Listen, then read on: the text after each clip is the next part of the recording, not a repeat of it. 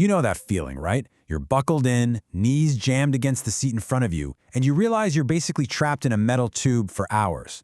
Well, this is about more than just a little discomfort. We're about to get into the brutal truth of what flying in the modern age has really become. I mean, listen to that question. It sounds like something out of a horror movie, doesn't it? But here's the thing, this isn't some hypothetical scenario. For millions of travelers, this is becoming the new normal for long-haul flights. So I'll ask you again, would you sign up for that? And the reason we're even having this conversation is because of new planes, like the Airbus A321 XLR. They're totally changing the game for airlines. But for us, the passengers, it means the era of the single-aisle marathon flight is officially here. It's turning air travel into a claustrophobic endurance test. And you can really feel the difference psychologically. On the left, you've got your traditional wide-body jet. Those two aisles give you a sense of openness. But on the right, that's what experts call the tunnel effect. It's just one long, narrow tube that makes you feel way more boxed in, even if the actual seat width is similar. So this brings us to our first major point. Your discomfort isn't an accident. It's literally engineered into the experience. We're going to break down the specific design choices that are pushing passengers to their absolute breaking point. 28 inches. Just let that number sink in for a second. That's the seat pitch, the space from your headrest to the one in front of you that is now a reality on some of these long flights. We're talking about a space so tight, it's basically impossible to be comfortable for 11 minutes, let alone 11 hours. And listen, this isn't just about being a little sore when you land. This is about your health. That lack of space, that inability to move, it directly increases the risk of some really serious medical conditions, like deep vein thrombosis, or DVT. When your body is forced to be still for that long in a cramped position, you're rolling the dice. Oh, but the squeeze doesn't stop with legroom. Airlines are all in on so-called slimline seats. And what does that mean for you? Well, way less padding and pretty much zero lumbar support. The whole point is to save a few pounds of weight per seat, which saves the airline money on fuel. The trade-off? That cost gets passed directly to your spine. And then there's the bathroom problem. On a big wide-body jet, you've got more lavatories spread out. But on these new narrow-body planes, the ratio of people to bathrooms is way, way higher. The result is just what you'd expect. A constant traffic jam in that one single aisle, blocking the drink cart and anyone who's just desperately trying to stretch their legs. Okay, so we've covered the shrinking physical space. But now let's talk about the biological toll, the unseen impact this environment is having on your body when you're stuck in it for half a day. Just think about the environment itself for a second. You've got more people packed in, so the air filtration systems are working overtime. The cabin pressure can feel more intense in these smaller fuselages. And because it's a smaller plane, you are physically closer to the engines, which means the noise is louder and just relentless. So you add all that up, the constant noise, the lack of personal space, the recycled air, and what you get is a state called sensory overload.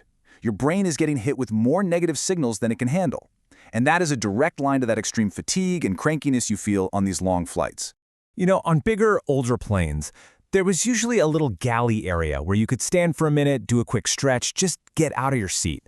Well, those little social zones have been completely eliminated on these new planes. With literally nowhere to go, no way to even walk across an aisle, that mid-flight slump hits you like a ton of bricks. So, the big question is why? Why is this happening? You can probably guess the answer. Let's follow the money and see what's really driving this whole shift in the industry. And here it is, the main reason. These new jets, like the A321 XLR and the 737 MAX 10, are incredibly fuel efficient. That means airlines can now offer direct point-to-point routes between smaller cities that were never profitable before. Think a direct flight from, say, Pittsburgh to Dublin. That was a money loser with a giant 747, but with these new jets, it's a gold mine. And that right there is the fundamental trade-off. The airlines get a huge win, massive fuel savings and brand new markets. But for you, the passenger, there's a hidden cost. Some people are calling it the Sanity Tax. That's the extra money you have to shell out for basic things like a little extra legroom just so you can survive the flight. And look, the data is already showing a crystal clear trend. Projections are finding a direct correlation. As the use of these narrow-body planes on long flights goes up, passenger satisfaction scores go down. People are already letting the airlines know how they feel. Okay, so this all sounds pretty bleak, but this is the new reality of flying. So what can you actually do about it? In our last section, let's talk about how to survive and maybe even find a little comfort in this new world. It really comes down to a three-step game plan. First, you've got to fight back against the physical confinement. That means booking an aisle seat whenever you can, wearing compression socks, and forcing yourself to get up and move around. Second, counteracts that biological toll. Bring noise-canceling headphones, drink tons of water. And third, and this is the big one, make informed choices. Find out what type of plane is scheduled for your route before you click buy. Now there is a glimmer of hope. The industry knows it has a problem. Plane manufacturers are literally scrambling to design new interiors like the airspace cabin that use clever lighting and redesigned walls to create the illusion of more room. They're basically trying to fix the claustrophobia epidemic that they created. And that really brings us to the core of the whole issue, which this quote just nails perfectly. The boundary between efficiency and human endurance is vanishing. The relentless push for profit and efficiency has backed the passenger experience right up to the very edge of what a person can physically and mentally tolerate. So, we end right back where we started.